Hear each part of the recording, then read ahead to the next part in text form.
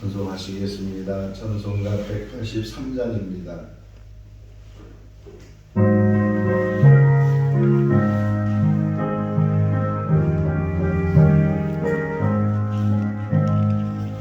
인들의 마음 그렇지 그들은 나의 영혼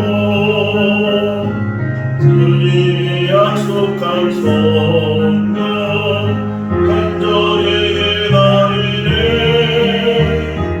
가물어 내 마른 땅에 단비를 내리시는 성령의 단비를 새 생명 주옵소서 한가운 빗소리 들려 삼천이 춤을 추네 목비로 내리는 성령 내게로 주옵소서 가물어 내 마른 땅에 단비를 내리시는 성령의 단비를 부어 새 생명 주옵소서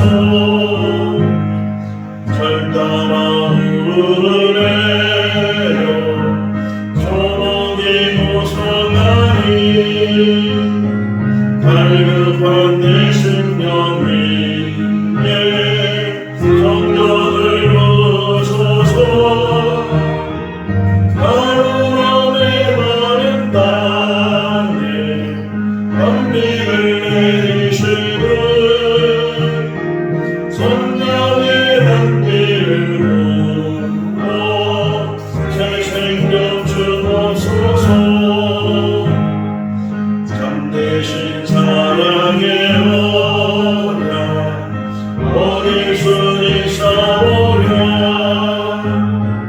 오늘의 흡족하는 내 주실 줄 믿습니다 가물어 내 마른 땅에 단비를 내리시는 성령의 단비를 부어 새 생명 주옵소서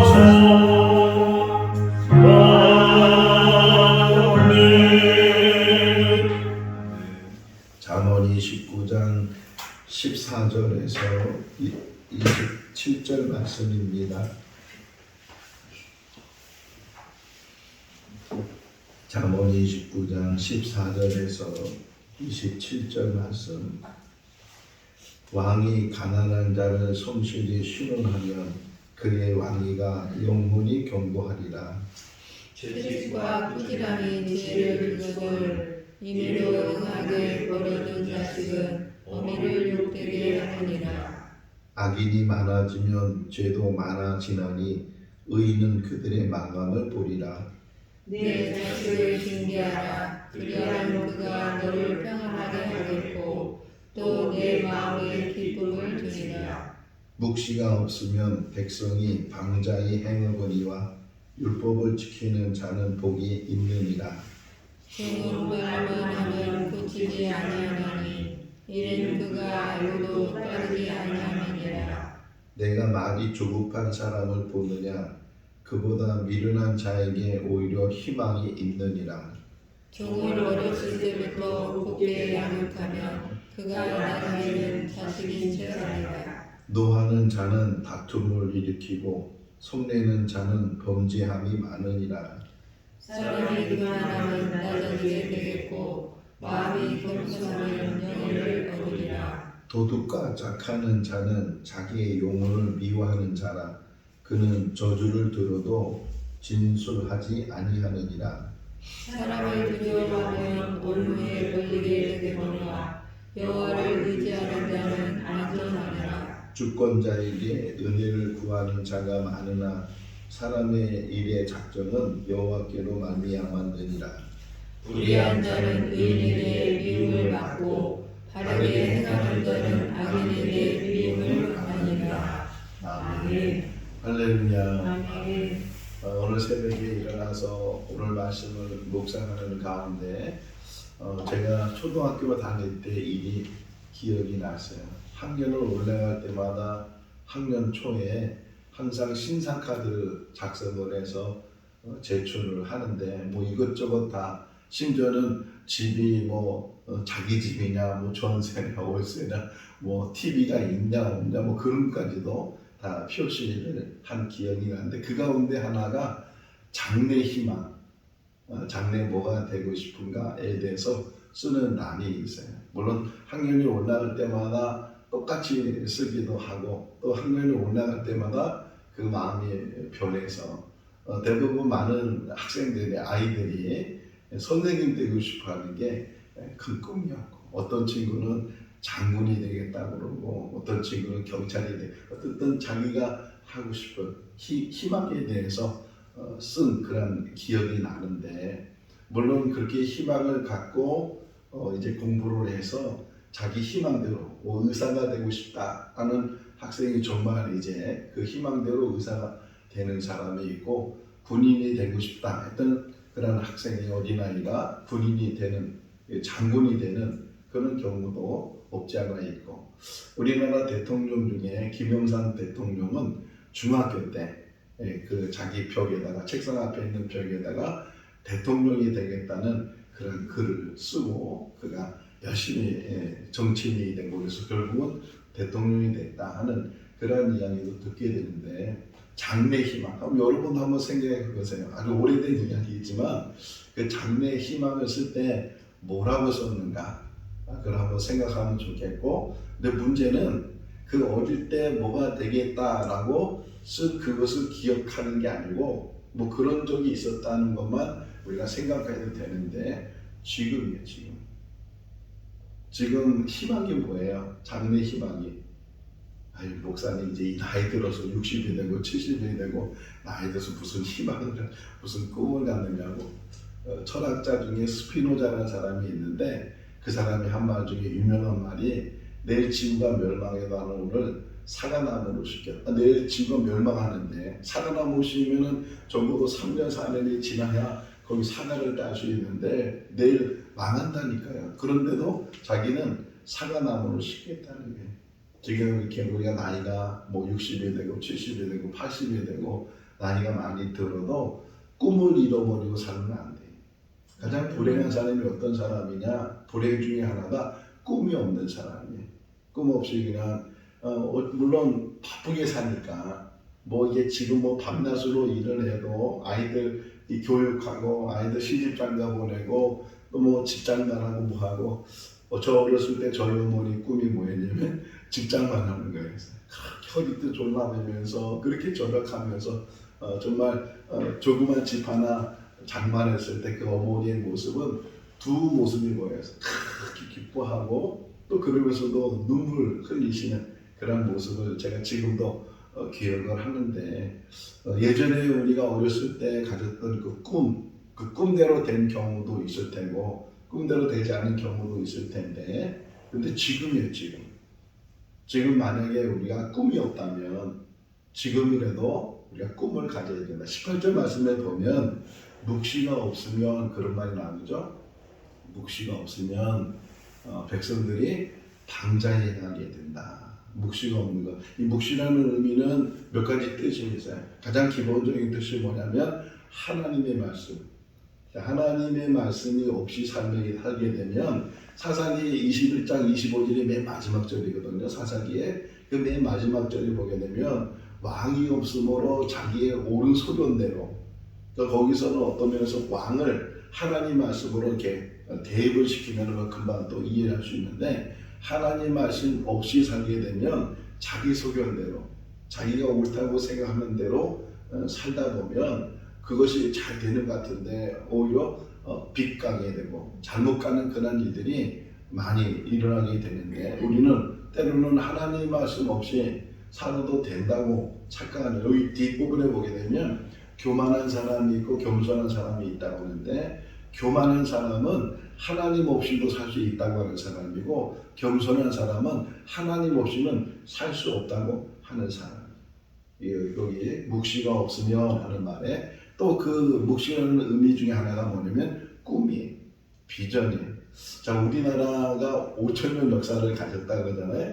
그 5,000년 역사를 되짚어 보면 항상 가난하기도 하고 또 외세 침입을 항상 받기도 하고 그런 나라가 이렇게 경제적으로 뭐 세계에 뭐 10위 안에 들었다고 할 정도로 경제 대국이 됐다고 하는데 그 짧은 기간에 근대사의 짧은 기간에 우리나라가 이렇게 경제 대국이 된 그 원인이 어디 있을까? 또 이유를 찾아보게 되면 물론 우리들은 얘기하기를 뭐라고 얘기하냐면 하나님의 복을 주셨다. 기독교가 이 땅에 들어오면서 하나님께서 우리 백성에게 복을 주셨다. 이렇게 이야기를 하는데 물론 그것도 없지 않아 있죠. 하나님께서 우리를 축복해 주셔서 이렇게 경제적으로 많은 누림을 갖고 사는데 근데 그 중에 하나 오늘 새벽에 이렇게 생각하면서 우리나라가 이렇게 잘 살게 되는 게 어떤 이유였는가 한번 생각해 보니까 제가 초등학교 다닐 때 또 중학교 다닐 때 배웠던 것 중에 하나가 뭐냐면 우리나라가 경제개발 5개년 계획이라는 걸 세웠어요. 경제개발 5개년 계획. 그래서 인터넷 들어가서 찾아보니까 1962년부터 시작을 해서 1996년까지 7번의 경제개발 5개년 계획을 세워서 그래서 뭐 그 계획을 세운다고 계획대로 되는 건 아니잖아요. 그럼에도 불구하고 국가가 주도를 해서 우리나라가 좀 경제적으로 이 개발이 되고 좀 경제적으로 잘 사는 그런 나라, 잘 사는 국민들을 이제 정말 세워나가야 되겠다. 그런 취지를 가지고 의지를 가지고 그렇게 추진적으로 해 가니까 그 가운데 뭐가 있었어요? 새마을 운동이 있었고 그 가운데 그 경부 고속도로가 그 경제개발 5개년 계획 속에 고속도로가 처음에 그 경부 고속도로를 만들 때 많은 사람들이 혹평을 했어요. 아니 이렇게 자동차도 없는데 무슨 길을 그렇게 뭐 대로를 뚫어놓고 그 돈 가지고 뭐 하지 이랬는데 그런데도 불구하고 그 경부 고속도로에 의해서 이 도로가 얼마나 중요한지 몰라. 그래야 이 모든 운송 문제나 이런 모든 것들이 활발하게 되고 지금은 계속 더 길을 많이 넓혀보고 계속 그런 일을 하잖아요. 근데 그때는 그런 경제개발 5개년 계획 속에서 그런 일들이 하나하나 어떤 계획 속에서 준비가 되고 추진이 되고 우리 여기 교회 지금 이 건물도 우리 백집사님이 다 이렇게 수고하셨는데 설계도가 없었지만 그 머리는 다 설계도가 있잖아요. 창세기 1장에서도 하나님께서 세상을 만드실 때도 막 그냥 대충 그냥 생각나는 대로 하는 것이 아니고 체계적인 계획을 가지고 방주를 만들 때도 계획이 있어 설계도가 있고 성막을 만들 때도 성전을 만들 때도 다 설계도가 있고 계획이 있는 것처럼 인생도 마찬가지입니다. 우리 인생 속에서 오늘 이 새로운 말씀이 우리에게 새로운 어떤 전환점을 가질 수 있다면 터닝포인트라고 그러잖아요. 내가 꿈 없이 살았다면 이 나이에 지금 이 상황에서 무슨 꿈을 가져 그러면서 그냥 하루 살기도 너무 벅차고 힘들고 그냥 하다 보면 하루 지나가고 일주일 지나가고 한 달 지나가고 1년 지나가고 그렇게 살다 보면 또 1년이 지나가는 그런 삶을 살게 되는데 내가 다시금 스스로 한번 여러분 오늘 생각해 보세요. 내가 무슨 꿈을 가지고 지금 살고 있는지 그 꿈을 다시금 꿈이었다면 꿈을 다시금 가질 수 있도록 크게는 우리가 가장 공통적인 꿈이 뭐예요? 하나님 나라 들어가는 거예요. 하나님 나라 갈 때까지 그 믿음 흔들리지 않고 좌로우나 치우치지 않고 뒤돌아서지 않고 그 믿음을 잃지 않고 디모데후서 4장에 보면 데마 이야기가 나와요. 데마는 세상을 사랑해서 다른 곳으로 데살로니가로 가게 됐다 이렇게 말하는데 데마는 바울의 동역자였거든요. 근데 끝까지 함께하지 못하고 결국 마지막에 가서 뒤돌아선 사람이에요.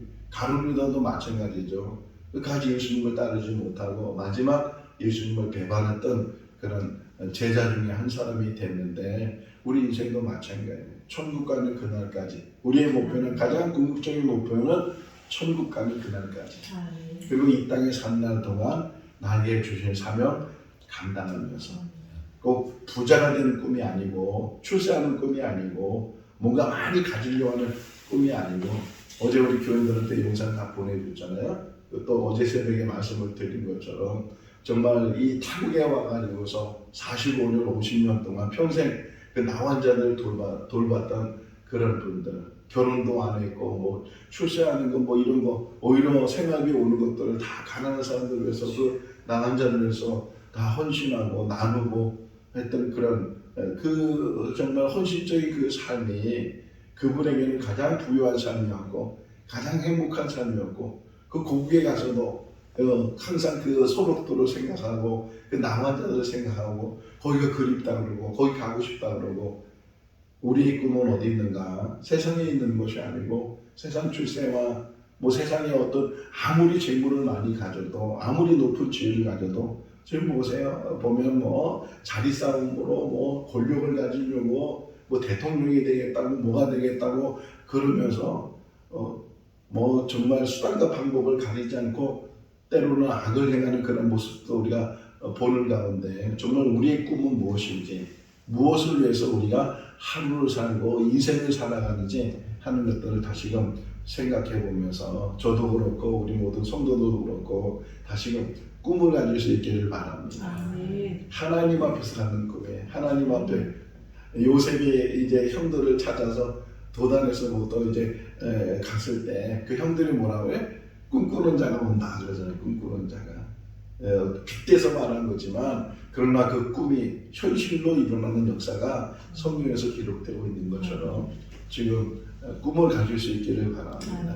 뭐 돈을 모은다는 것도 하나의 꿈이 될 수도 있고 어떤 분은 그렇게 제가 멕시코를 한번 간 적이 있어요. 미국 갔다가 친구들 따라서 이제 멕시코 가서 선교지 이제 보고 온 적이 있는데 그때 감이 오며 이제 저 옆에 앉았던 분이 제가 이제 몽골 선교사로 있을 때 갔다 왔는데 내 옆에 앉으면 이런 얘기 저런 얘기 하면서 저한테 하는 얘기가 지금도 제가 기억이 나는데 자기 꿈은 선교지 교회를 10개 세우는 거예요. 너무 그게 너무 저는 행복했어요. 그 말만 들었는데도 자기 꿈은 선교지에다 교회를 10개 세우는 거야. 야, 정말 하나님을 쉴 때 얼마나 귀한 꿈인가. 우리도 그런 꿈을 가질 수 있기를 바랍니다. 내가 정말 내가 이렇게 열심히 돈을 버는 것, 이 돈을 벌어서 내가 부자가 되는 게 아니고 이 돈을 벌어서 하나님의 일을 하겠다. 몽골에 있을 때도 대구에서 충성교회라고 매년 와서 이제 봉사를 하는데 그 중에 한 분이 이제 회사 사장님 대표이사였어요. 중장기 이게 그 기계 다루는 그런 사장님이었는데 와서는 미용 이렇게 봉사하고 그런 분이었는데 그분하고 이렇게 이야기를 나누면서도 그분은 선교지에 이렇게 많은 선교를 하는 게 꿈이라는 거예요. 그러니까 돈을 버는 목적이 다 그런 꿈을 가지고 돈을 벌고 또 이 봉사하고 선교를 하는데 우리들도 이 한 번 사는 인생 속에서 나 하나 잘 먹고 잘 살겠다 그런 생각보다는 좀 더 큰 위대한 비전을 가지고 꿈을 가지고 그래서 뭐 대단한 일을 하는 건 아니지만 우리가 우리의 주어진 삶 속에서 뭔가 비전을 가지면서 이 땅에 사는 동안 하나님을 기쁘시게 하는 또 하나님의 일을 감당하는 그런 삶을 우리가 산다면 며칠 전에 이제 명절 때 장석영 목사님 뵀어요. 장석영 목사님 뵈서 같이 이야기 나누고 그러면서 그분이 그렇게 말씀하셨어요. 목사는 죽을 때까지 목사다. 은퇴했다고 해서 이제는 목회를 물론 이스라엘에서는 그만뒀지만 목사는 죽을 때까지 목사 일을 해야 되고 복음 전하는 일, 하나님의 일을 해야 되지. 이제 은퇴했으니까 놀러 다니고 은퇴했으니까 이제는 그만두고 손을 놓고 그게 아니고 우리 마찬가지예요. 우리들도 정말 이 땅에 사는 날 동안 숨이 먹는 그 순간까지 이 땅에서 주신 사명 감당하며 살면 그 꿈을 이루는 그런 삶을 살아야 되고 특별히 꼭 아까 18절 말씀을 보면 묵시가 없으면 백성이 방자의 영혼이와 그 다음에 나오는 말씀이 뭐예요? 율법을 지키는 자는 그러잖아요. 율법을 지키는 자는 하나님의 말씀을 깨닫고 하나님 말씀대로 행하는 자는 복이 있다. 이렇게 우리에게 말씀을 해주고 있어요. 앞부분에서는 자녀 교육을 계속 얘기해요. 자녀들을 그냥 방치하면 그 자녀가 제대로 쓰지 못하지만 자녀들을 어릴 때 채찍질 해서라도 책망을 해서라도 잘못한 일에 대해서는 확실하게 가르쳐서 그래서 교육을 하게 되면 어른이 되면 성장을 하게 되면 그가 바르게 세워질 텐데 여기 그 말이 나오거든요. 그냥 방치하면 15절 말씀 한번 읽어볼까요? 채찍과 꾸지람이 지혜를 주거늘 이로 행하게 버려둔 자식은 어미를 욕되게 하느니라. 오냐오냐하고 잘못한 것도 제대로 가르치지 않고 그러다 보면 이 분별을 못하게 되고 잘못해도 이 잘못한 것을 깨닫지 못하게 되면 결국은 커서 큰 잘못을 하게 되고 또 남을 해야 하는 일들로 해하게 된다. 이게 신앙적으로도 마찬가지예요. 신앙적으로도 우리가 정말 완벽한 신앙이 어디 있겠어요. 때로는 편견을 가질 수도 있고 치우칠 수도 있고 그런데 항상 하나님 말씀에 우리가 깨달아야 되고 돌이켜야 되고 또 수정하고 보완하고 또 새롭게 세워나가고 목회도 마찬가지거든요. 목회도 평생을 공부해야 되고 평생을 성경 붙들고서 매달려야 되고 그래야 목회가 되는데 내가 이 몇 년 동안 목회를 했는데 설교 준비 안 해도 얼마든지 설교하고 성경 공부 안 해도 얼마든지 성경 가르치고 그러다 보면 교만해지고 말씀 떠나게 되고 하나님 말씀을 말한다고 하면서도 세상에 치우치게 되고 세상만 하게 되고 자기 말만 하게 되고 자기 주장만 하게 되고 그러잖아요. 항상 말씀으로 돌아가요. 우리가 말씀을 붙들고 이 새벽에도 나오는 게 말씀을 붙들고 말씀으로 책망을 받고 말씀으로 구정을 받아도 그 말씀 안에서 우리가 생명을 얻고 힘을 얻고 다시 능력을 얻는 가운데 하루하루를 살아가는 그런 삶을 우리가 살아야 될 줄로 믿습니다. 21절 말씀에 읽어볼까요? 종은 어렸을 때부터 곱게 양육하면 그가 나중에는 자식인 채 하리라. 착각하면 안 된다. 우리는 평생 하나님의 일꾼으로 살아야지. 하나님의 일꾼으로 떠나버리면 그러면 교만해지게 되고 그러면 자기를 드러나게 되고 끝까지 우리는 하나님의 미련이 돼서 땅에 떨어져 죽지 아니하면 그대로 있고 땅에 떨어져 죽으면 많은 열매를 맺느니라. 우리가 이 땅에 사는 동안 죽기 위해 살아. 죽어야 살고 살려고 하는 날 죽고 죽고자 하는 살아.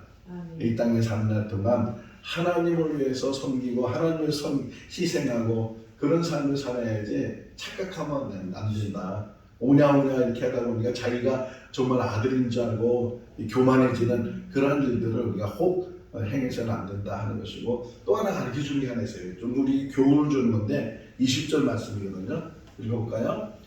내가 말이 조급한 사람을 보느냐 그보다 미련한 자에게 오히려 희망이 있느냐. 자, 미련한 사람에 대해서 많은 이야기를 하는데 그 미련한 사람보다 더 한 사람이 뭐냐? 조급히 말하는 사람이다. 저도 그런 부분에 하나 속하는데 우리 백사장이 가끔 저한테 너무 급하다고 이렇게 말씀하시는데 그게 하나님의 음성으로 들려요. 하나님의 음성으로 들리는데 항상 우리 삶 가운데 조심해야 될 게 뭐냐면 급하게 행하는 것. 급하게 결정하고 급하게 행동하고 급하게 말하고 그것 때문에 문제가 생기는 일이 참 많이 있다는 거예요.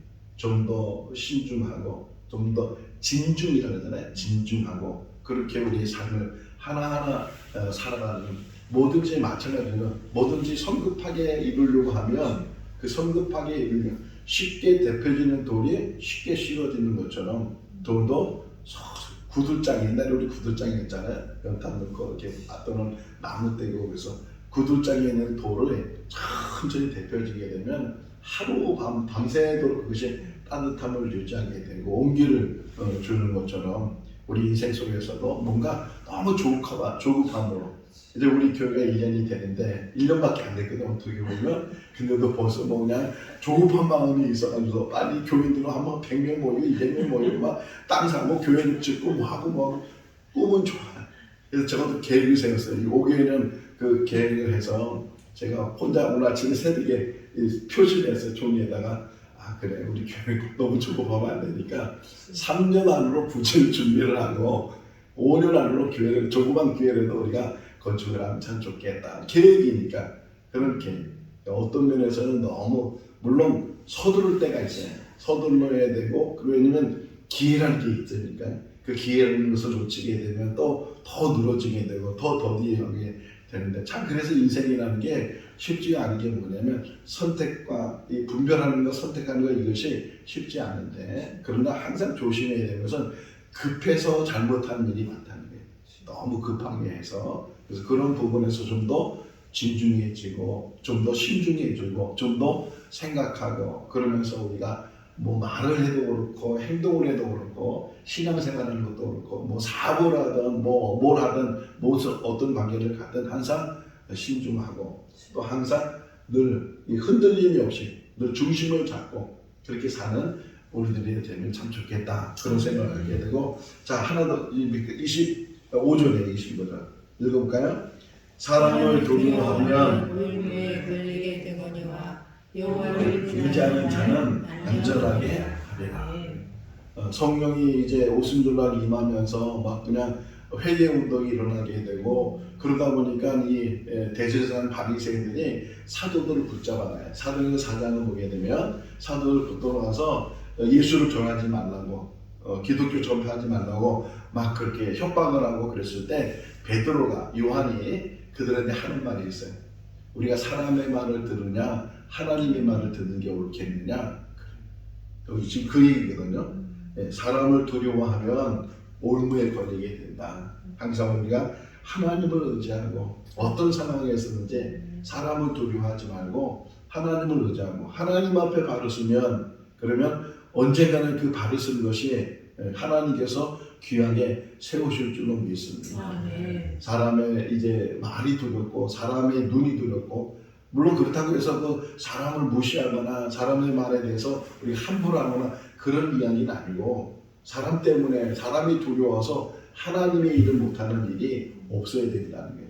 꼿꼿하게 하나님 앞에 발을 쓰고 하나님의 일을 감당하는 우리들이 다 될 수 있기를 바랍니다. 26절은요. 우리가 일을 세워도 그 모든 일을 하시는 분은 하나님이시다.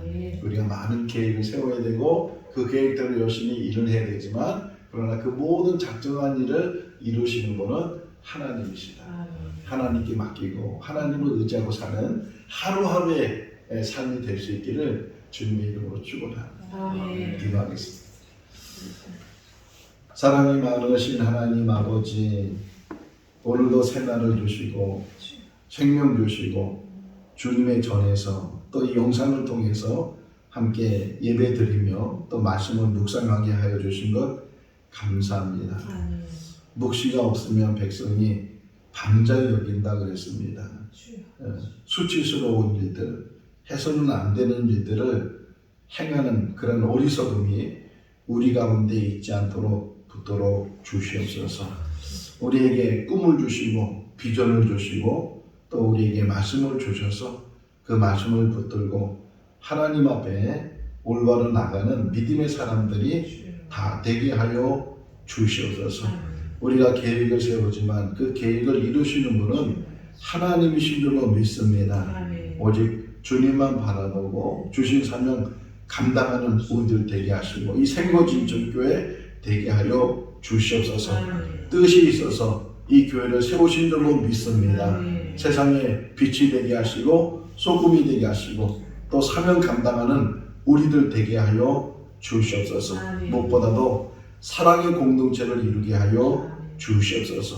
서로 사랑하고 서로 감싸주고 서로 손 붙들어주고 앞에서 이끌어주고 뒤에서 밀어주고 우리가 함께 천국 가는 그날까지 한 사람도 실족함이 없이 자르나 오나 치우침이 없이 다 하나님 나라에 들어가고 거기서 영원한 삶을 사는 축복이 있게 하여 주시옵소서. 구원의 역사를 이루게 하여 주시고 또 우리 교회도 비전을 주셨사오니 부지도 허락하여 주시옵시고 또 건물도 짓게 하여 주시옵시고 또 하나님 앞에 크게 섬길 수 있는 교회가 되게 하여 주시옵소서. 오늘 하루의 모든 삶도 주님께 다 맡기고 삽니다. 주님께 선하게 인도하시기를 간절히 바라오고 예수 그리스도 이름으로 기도하옵나이다. 아멘. 마쳤습니다. 자유롭게 기도하시기 바랍니다.